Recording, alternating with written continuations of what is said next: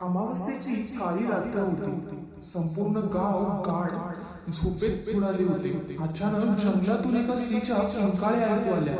त्या आवाजाने गावकऱ्यांच्या अंगावर काटा उभा राहिला.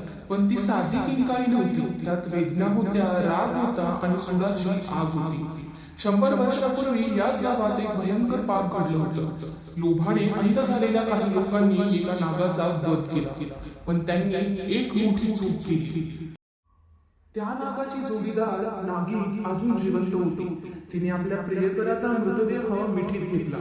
तिचे डोळे रक्तासारखे लाल झाले. ती आकाशाकडे पाहून गरजली, ज्यांनी माझं सर्व हिरावलं त्याचा वंश मी संपेन. त्या क्षणी वीज कडकडल्या. आकाश हादरलं आणि सुडाची शपथ घेऊन नागिन अंधारात गायब झाली. वर्ष गेली, पिढ्या बदलल्या, पण सूर शांत झाला नव्हता, कारण नागिन परत आली होती.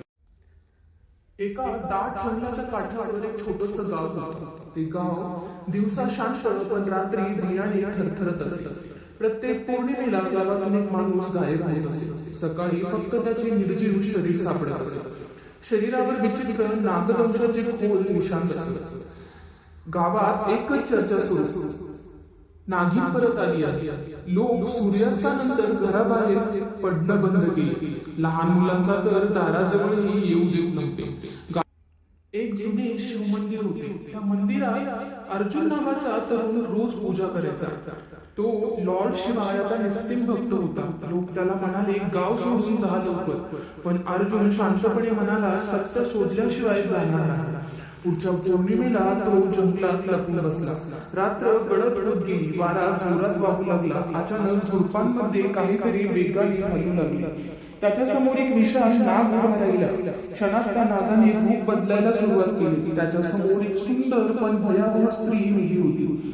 तिचे डोळे अग्नीसारखे लाल चमकत होते. ती नागिन होती. अर्जुनाने महादेवाचे स्मरण शांतपणे सुरू केले. नागिन त्याच्याकडे पाहून थबकली. अचानक ती म्हणाली, तू इतरांसारखा घाबरला नाहीस. अर्जुन म्हणाला, तू कोण आणि सूड का घेतेस? नागिनच्या डोळ्यात अचानक वेदना उमटली, तीही खोल.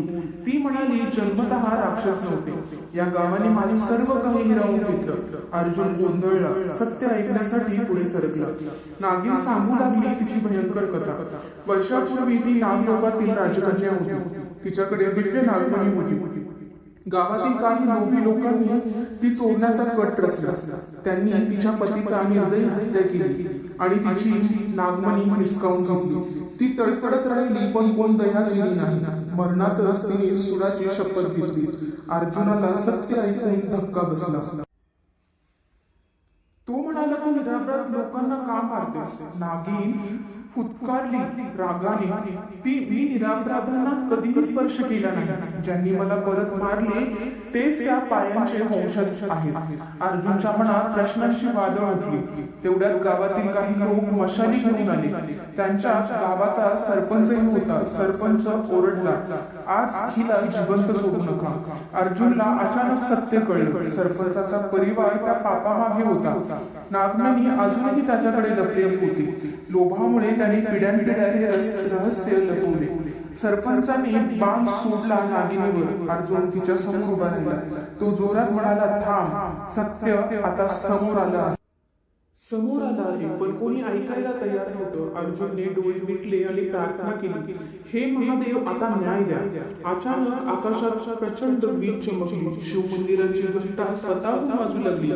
जमीन हादरू लागली जोरात. सरपंचाच्या घराखालून तेजस्वी प्रकाश बाहेर आला. ती नागमणी होती. सर्व गावकऱ्यांचे चेहरे फिके पडले. सत्य आता सर्वांसमोर उभे होते. सरपंच गुडघ्यावर कोसळला. तो अपराध कबूल करत रडू लागला. नागिनच्या डोळ्यातून अश्रू वाहू लागले. तिचा सूड पूर्ण झाला होता. अर्जुन म्हणाला, आता तुझा सूड सोड आणि मुक्त हो. नागिनने महादेवाकडे पाहून डोळे मिटले. क्षणात तिच्या चेहऱ्यावर शांत स्मित उमटलं. तिचं शरीर तेजानं विलीन होऊ लागलं. आकाशातून एक दिव्य आवाज घुमला, सत्याला वेळ लागतो पण विजय त्याचाच होतो. नागिन मुक्त झाली. गाव भयातून मुक्त झालं. त्या दिवसानंतर गावात एक धडाका झाला. लोक शेवटी विनाशच आणतात आणि अन्याय कितीही लपवला तरी सत्य उघडच होतं. भाविकांनो, तुम्हाला ही कथा कशी वाटली नक्कीच कमेंटमध्ये कळवा आणि आवडल्यास चॅनलला लाईक करा, सबस्क्राईब करा आणि जास्तीत जास्त शेअर करा. चला तर मग भेटूया पुढच्या अशाच एका व्हिडिओमध्ये.